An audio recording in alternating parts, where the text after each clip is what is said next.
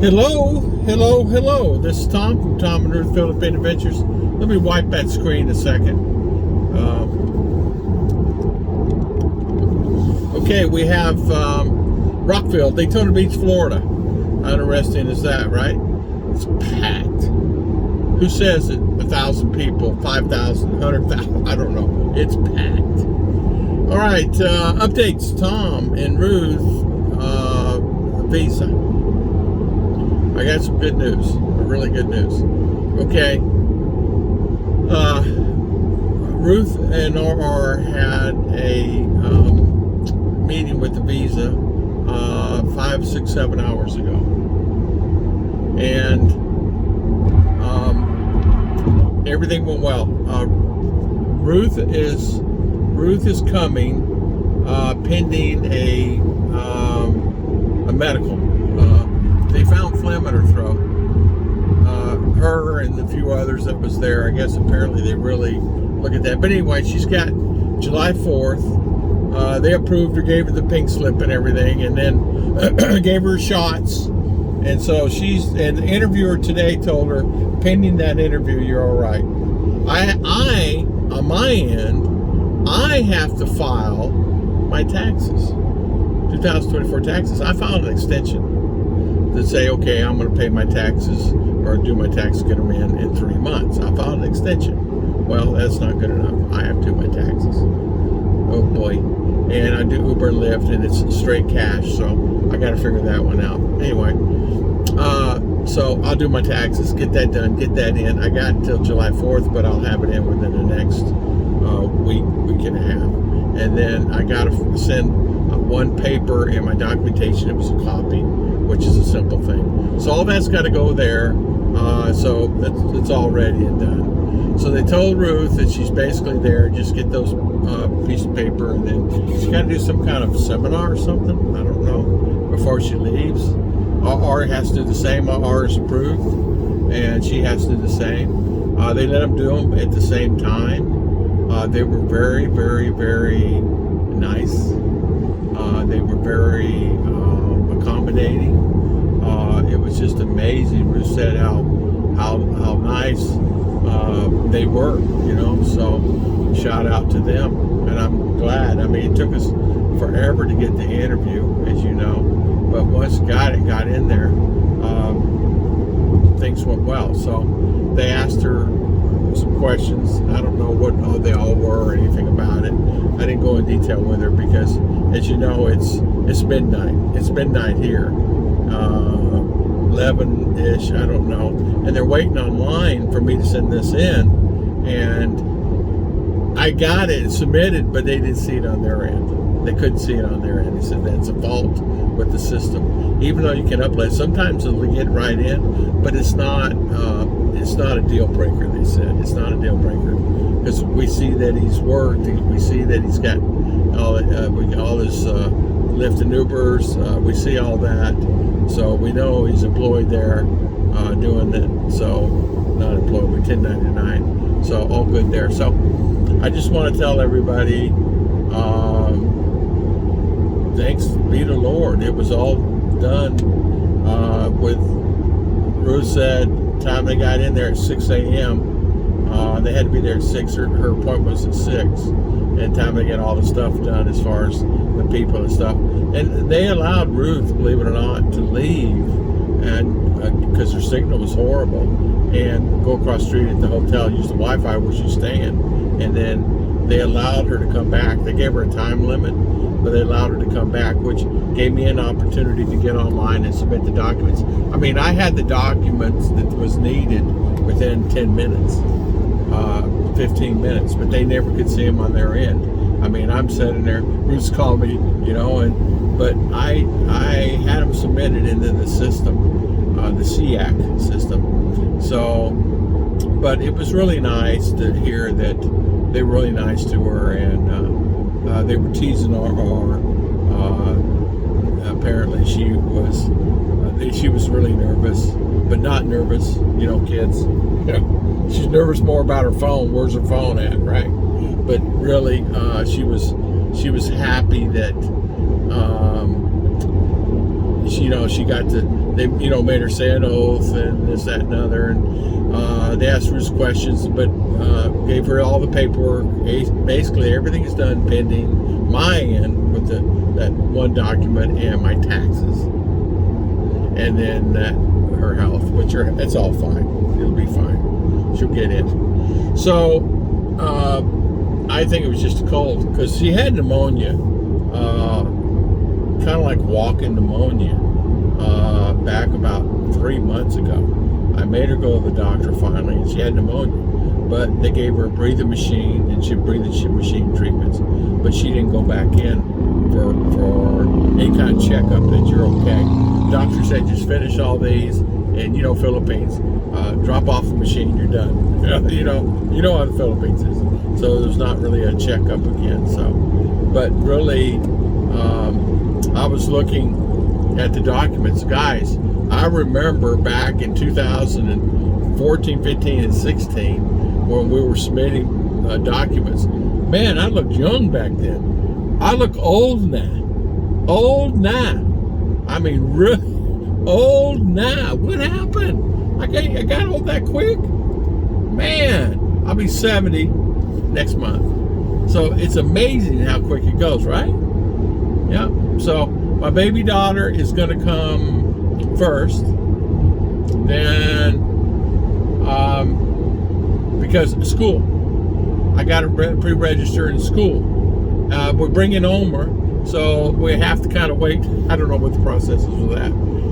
But I have to have Omar here by October, and I have to have Ruth here by December. So they said I could fudge it into November, but really she needs to be in the U.S. by October. And Ruth said almost same thing. She has to be in the United States by December 31st.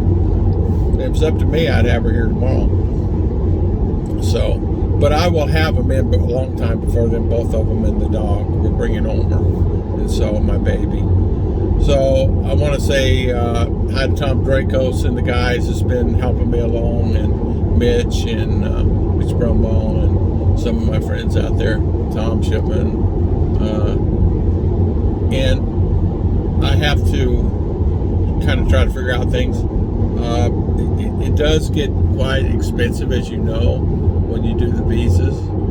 They went up on the fees. It's $1,250 for exams. Just exams cost $1,250, not counting any other fees I paid. I'm not done paying yet. I got to pay for the visa itself. I think that's $200 each. And I think that includes the class, but I don't know that it does. I don't know anything. I just know that I see a fee, I just pay it. Try to pay it. Oh, I'll get that tomorrow. I get this one next week. I can do this one now. You guys know how it is. I can go pull money off my money tree, but I got looking at it, it's dead. The money tree is dead. There's nothing left on it. So, but I'm just still doing my Uber and Lyft in and still doing my thing. But I'm so happy that we're to this point. It was very stressful for me. In fact, it was. Listen, I've been here a year. I came here in February. My USCIS was approved in February last year. And I've been here over a year thinking that my green card interview would have been, June, July, August, September, like that, October, like that, But no, now, come January, if it wasn't for a senator here and a congressman here that pushed the envelopes a lot, I don't know that it would have gotten what it did. Apparently there are a lot more over there that's been, file their paperwork sooner than mine. But they're doing their very best to get through it. I mean, it's like you'd be surprised. Ruth says the science. It goes like this, like this, like this, like this. It's like, go do this, go stand in this line, go stand in this line. And they're putting them through. At 6 a.m., she said, place packed. They were there working. They were there doing interviews at 6 a.m. So, Don't think they're not working. They're working hard. And I have to kudos to the embassy, honestly, to be honest with you. I was thinking negative, and it was far from being negative. Very positive. So, and they were, R said that they really were kind of teasing her, just like, because she was standing there and she had her hand up, and they said, you put your hand down now, you don't have to keep it up.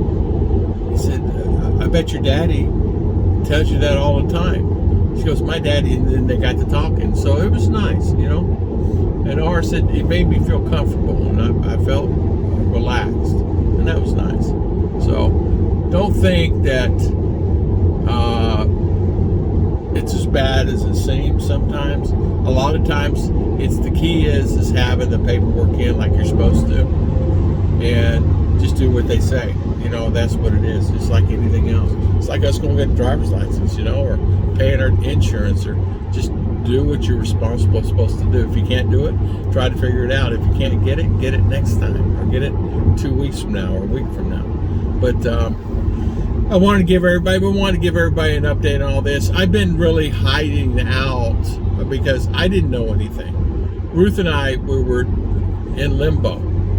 We had scheduled one before and it canceled out, and come to find out we had scheduled one for RR and we couldn't get it the same day.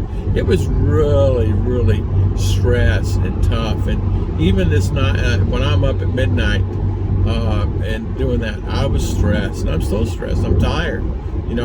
I couldn't sleep. I was excited when it was done. I couldn't sleep, and I just got up, and I've slept little in the last few months because I'm constantly either working or I'm not stressed per se, just waiting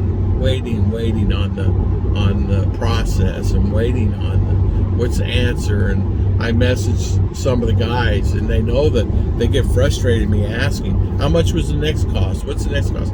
But the thing of it is, the reason I do that is my job in life is to help people. And so the next guy, when he goes, he won't be so stressed. That's my job. That's the reason I started Tom and Ruth. I've helped, I know I have, not boastful, but I know I've helped some people along the way. The 7162 form is a nightmare for many. So I know that's frustrating. So we're just on to our next phase of our life now. I will get RR here hopefully in a month or so, and before school starts in August. But I have to pre-register her, and I got to find out about that. So, which is fine. She's my baby. Then get my wife, and get my girls here. I'm sad. I got to tell you, listen, when you don't have your girls around, or your wife and daughter, or wife and son and daughter, I know it's tough. And me sitting in a 2-bedroom camper is not fun. And then we'll figure that out too when they get here. And if they like it, fine. If they don't, fine. Well, we'll figure that out. It's a simple thing. God always provides. God always provides. God has helped me through this, because there was a lot of times the stress, a lot of times, because this job that I'm doing is not the easiest job in the world. You think it is. Driving Lyft and Uber and tearing up 3 cars in 1 year is not a good thing. I'm on my 3rd car. This Tesla's my 3rd car. The other 2, one I had to sell a BMW. Number 2, the one at the house needs brakes and solenoid and something else on it. So you just do the best you can. And I'm working, and I'm stressing out. Well, did you get it scheduled? Yeah, I got it scheduled, but they kicked me off, and they said it's not scheduled. Stuff like that. And it's the system. It's life. It's millions of people trying to do the right thing, and apparently there only let so many people in the country. I didn't know that. They're not going to open doors to let millions of people in. I didn't know that. So apparently, I'm going to do a live stream. But I would do a live stream like,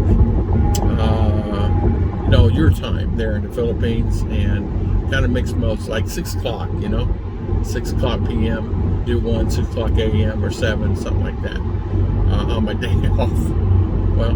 yeah, my Sabbath. Tomorrow's my Sabbath, my day off. So, as you guys know, we're 7th day. So, right now, it's 11 o'clock, and I'm going to charge up the car, and then hopefully try to make a couple of dollars the rest of the day. And then, but I want to tell everybody, it was really a good morning for me. It's been a long time since I can say that even though I'm here and I'm happy, the Lord's blessed me, I have good mornings. It's a beautiful area, beautiful cities, beautiful water, beautiful beaches, beautiful here. It's still, I didn't have my girls. So now I see, at the end of the tunnel, I see them down there. I just got to get them here. So instead of me rambling on for another 10, 15 minutes, let me see, anything else I want to say? I would do a detailed video on the costs and what you have to plan for, and things like that. But there are a few Americans that are vloggers that are coming back to the USA, understandably so. Their reasons vary from what the reasons that I left for, but they are coming back, and they are will need some information on that. So if you guys do, just message me. I know a couple of them have a pretty well idea on it themselves, but if you guys need any help, anybody needs any help out there, just message me, and I'll gladly help you any way I can. I'll be there every step of the way, man, because I know how it is. And if it's like, I didn't have anybody other than a few of the guys, but they're working like me everywhere else, and it's hard to keep up. It's really hard to keep up on what the costs, and costs are always going up. Man, this Rockville concert has really got the roads saturated. Thousands and thousands of people saturated the area, came in the area, and living in tents for the mosh pit and or smosh pit, whatever that's called, where they jump up and down. Last year I took broke noses, ankles, foot, legs, scrapes, heat exhaustion from the hospital back to the fairgrounds, or back to NASCAR, where they're hurt or just get out of the hospital. And the roads are saturated. There's some big bands coming in. Korn. I don't know. There's a lot of big bands coming in. When it comes to this is a serious gig. I mean, literally, they're playing soccer in a Target parking lot at 6 a.m. It was packed with people trying to get into the arena. And I don't even know if I can make it to my charging station. In fact, I think I'm going to change it, because I don't think I'll make it in because of the International Speedway Boulevard, where it's 3-4 lane. I think they need 8 lanes. It took me an hour and change to deliver somebody yesterday. Just one hit, one ride. All right, I'm done. God bless everybody. I want to thank you so much for always watching the channel. And I'll see you guys next time on Tom and Ruth.